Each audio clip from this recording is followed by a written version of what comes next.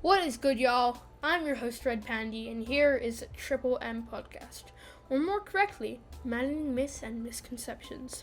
This is the first episode, so if you enjoy, make sure to like, subscribe, and share. And if you want to drop me some feedback in the comments, go ahead. So without further ado, today we've got 5 things that we were taught that are just not true. Number 1, coffee stunts kids' growth. I'm sure all of you have heard this myth at home. You sneak around and have a sip, but your mom catches you and reprimands you. She says it'll stop you from becoming a strong and big boy or girl. But it's totally false. This myth came from an advertisement of a coffee alternative, Postum. But they lied. There is no evidence that coffee hampers proper development and growth. Mark Pendergrast, the author of Uncommon Grounds, a book on coffee and its history, said that the creator of Postum became a millionaire from vilifying coffee and saying how horrible it was for you. But before you get your child on the coffee train, you need to know, coffee still isn't the best for children. Its addictiveness and sleep disturbance just isn't ideal. Now on to number 2. Henry Ford is the inventor of the automobile. Now this myth is common, mostly in the United States of America. But the thing is, he had patented his car 10 years after Carl Benz, who was the namesake of Mercedes-Benz. In the late 1800s, lots of inventors were inventing the automobile simultaneously, very close to each other.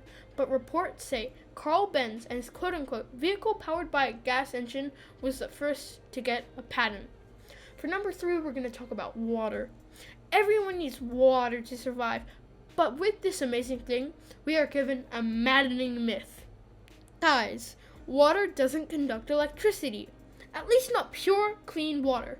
The elemental ions in water do conduct electricity, but that's just not the water itself. So theoretically, you can dump purified water onto electrical equipment. Now, I don't recommend this, but in theory, it'd survive. Now we can debunk some animal facts.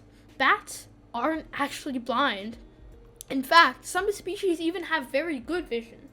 Some bats have eyes that are small and sensitive, which allows them to see in the dark. They don't see vibrant colors, but they don't need that. But fruit bats don't actually use echolocation at all, and instead have large eyes, and more important, to the visual center in their brain. At night, they use smell and their vision to find food. And in the day, they just use their vision. And the final lie for this episode is so widespread in today's media that honestly, I couldn't believe it when I came up on it.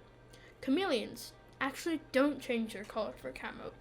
While they do change their color using the pigments in their skin, they are mainly doing it for temperature control and communication with other chameleons. That's right. Since they are cold-blooded, they need external help to get to the right temperature. If they need more heat, they turn darker, or lighter if they need some cooldown time. They can also change color to signal willingness to mate, or show their dominance against other chameleons.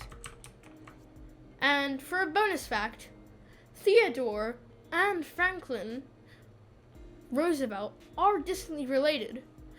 That's a weird fact about presidents, but I really hope you guys enjoyed this episode.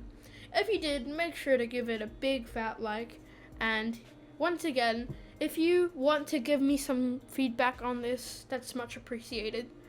Thank you for watching Season 1, Episode 1 of Maddening Myths and Misconceptions.